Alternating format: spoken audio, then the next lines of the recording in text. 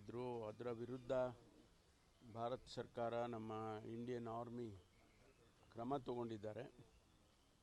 ಮತ್ತು ಮುಂದೆ ಏನಾದರೂ ಕೂಡ ಇದು ಎಸ್ಕಲೇಟ್ ಆದರೆ, ಹೆಚ್ಚಾದರೆ ಯುದ್ಧದ ಪರಿಸ್ಥಿತಿ ಬರ್ಬೋದು ಅಂಥೇಳಿ ಈಗಾಗಲೇ ಕೇಂದ್ರ ಸರ್ಕಾರ ಪ್ರತಿಯೊಂದು ರಾಜ್ಯ ಸರ್ಕಾರಕ್ಕೂ ಕೂಡ ಒಂದಿಷ್ಟು ಸೂಚನೆಗಳನ್ನು, ಅಡ್ವೈಸರಿಗಳನ್ನು ಕೊಟ್ಟಿದ್ದಾರೆ.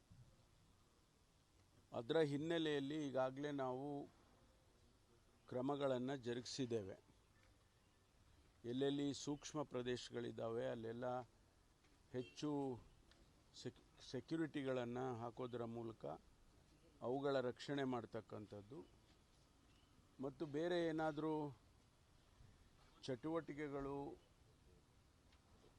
ನಡೆಯೋದಾದರೆ ಅದು ಎಲ್ಲಿ, ಯಾವ ಪ್ರದೇಶದಲ್ಲಿ ನಡೆಯುತ್ತೆ ಅಥವಾ ಯಾವ ಊರಲ್ಲಿ ನಡೆಯುತ್ತೆ ಅಂತ ನಮಗೆ ಗೊತ್ತಾಗೋದಿಲ್ಲ. ಹಾಗಾಗಿ ಇಡೀ ರಾಜ್ಯದಲ್ಲಿ ಪ್ರತಿಯೊಂದು ಪಟ್ಟಣದಲ್ಲೂ ಕೂಡ ಸೆನ್ಸಿಟೈಸ್ ಮಾಡಿ ಆಯಾಯ ಪೊಲೀಸ್ ಇಲಾಖೆ ಅಧಿಕಾರಿಗಳಿಗೆ ಸೂಚನೆಗಳನ್ನು ಈಗಾಗಲೇ ನಾವು ಕೊಟ್ಟಿದ್ದೇವೆ. ಮಾನ್ಯ ಮುಖ್ಯಮಂತ್ರಿಗಳು ಇವತ್ತು 4 ಗಂಟೆಗೆ ಸಭೆಯನ್ನು ಕರೆದಿದ್ದಾರೆ. ಉದ್ದೇಶ ಏನು ತಯಾರಿ ಮಾಡಿಕೊಳ್ಬೇಕು, ಒಂದು ವೇಳೆ ಅಂಥ ಸನ್ನಿವೇಶ ಬಂದರೆ